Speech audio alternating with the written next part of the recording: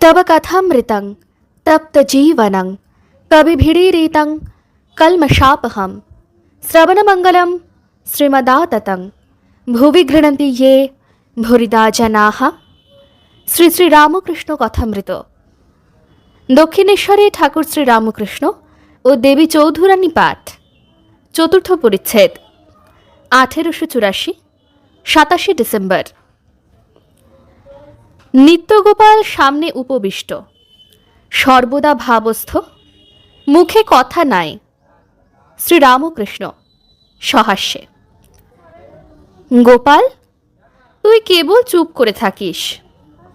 নিত্য বালকের ন্যায়: আমি জানি না।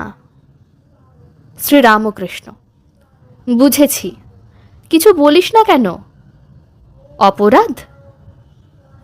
বটে বটে, জয় বিজয় নারায়ণের দ্বারী।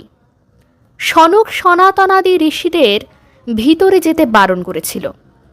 সেই অপরাধে 3 বার এই সংসারে জন্মাতে হয়েছিল। শ্রীদাম গোলকে বিরজার দ্বারী ছিলেন। শ্রীমতী কৃষ্ণকে বিরজার মন্দিরে ধরবার জন্য তাঁর দ্বারে গিয়েছিলেন আর ভিতরে ঢুকতে চেয়েছিলেন। শ্রীদাম ঢুকতে দেয় নাই।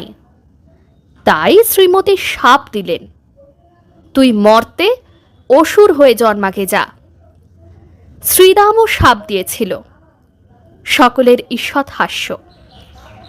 কিন্তু একটি কথা আছে, ছেলে যদি বাপের হাত ধরে তাহলে খানায় পড়লেও পড়তে পারে, কিন্তু বাপ যার হাত ধরে থাকে তার ভয় কি?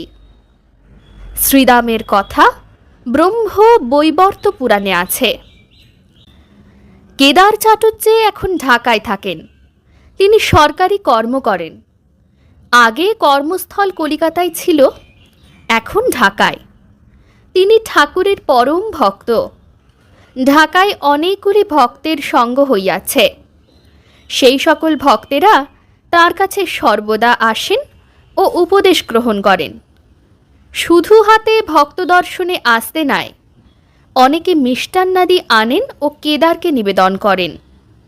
কেদার অতি বিনীতভাবে: তাদের জিনিস কি খাবো? শ্রী রামকৃষ্ণ: যদি ঈশ্বরে ভক্তি করে দেয় তাহলে দোষ নাই, কামনা করে দিলে সে জিনিস ভালো নয়। কেদার: আমি তাদের বলেছি আমি নিশ্চিন্ত। আমি বলেছি যিনি আমায় কৃপা করেছেন তিনি সব জানেন। শ্রী রামকৃষ্ণ সহাস্যে: তা তো সত্য। এখানে সব রকম লোক আসে, তাই সব রকম ভাব দেখতে পায়। কেদার: আমার নানা বিষয় জানা দরকার নাই। শ্রী রামকৃষ্ণ সহাস্যে: না গো, সব একটু একটু চাই। যদি মুদির দোকান কেউ করে সব রকম রাখতে হয়। কিছু মুসুর ডালও চাই, হলো খানিকটা তেঁতুল, এসবও রাখতে হয়। বাজনার যে ওস্তাদ, সব বাজনা সে কিছু কিছু বাজাতে পারে। ঠাকুর ঝাউতলায় বাজছে গেলেন।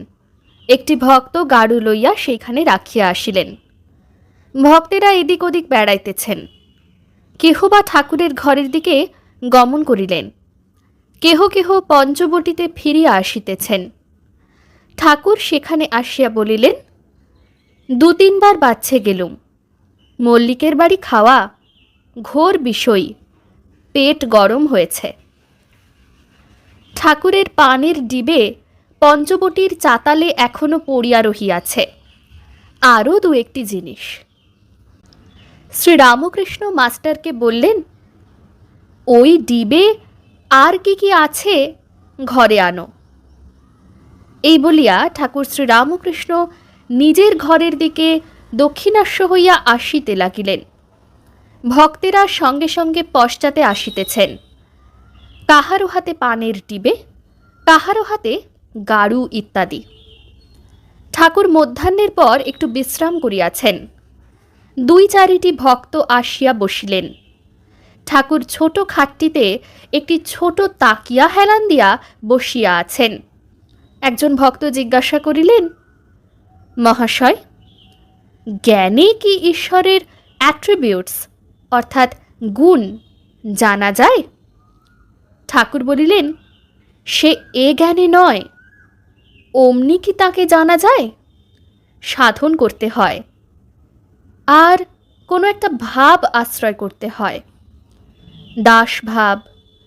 ঋষিদের শান্ত ভাব ছিল। জ্ঞানীদের কি ভাব জানো?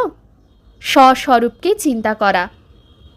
একজন ভক্তের প্রতি সহাস্যে, তোমার কি? ভক্তটি চুপ করিয়া রহিলেন। শ্রীরামকৃষ্ণ সহাস্যে, তোমার দুই ভাব, স্বস্বরূপকে চিন্তা করাও বটে, আবার সেব্য সেবকের ভাবও বটে। কেমন, ঠিক কি না? ভক্ত সহাস্যে ও কুণ্ঠিতভাবে, আজ্ঞা হাঁ। শ্রীরামকৃষ্ণ সহাস্যে, তাই হাজরা বলে তুমি মনের কথা সব বুঝতে পারো। ও ভাব খুব এগিয়ে গেলে হয়। প্রহ্লাদের হয়েছিল। কিন্তু ও ভাব সাধন করতে গেলে কর্ম চাই। একজন কুল গাছের কাঁটা টিপে ধরে আছে, হাত দিয়ে দরদর করে রক্ত পড়ছে, কিন্তু বলে আমার কিচ্ছু হয় নাই, লাগে নাই। জিজ্ঞাসা করলে বলে বেশ বেশ। এ কথা শুধু মুখে বললে কি হবে? ভাব সাধন করতে হয়। ভক্তেরা ঠাকুরের কথামৃত পান করিতেছেন। ওং নিরঞ্জনং নিত্যম অনন্তরূপম ভক্তানুকম্পাধৃত বিগ্রহং বৈ ঈশাবতারং পরমেশমেত্যং তং রামকৃষ্ণং শিরসা নমামঃ। শ্রীরামকৃষ্ণ अर्पणमस्तु।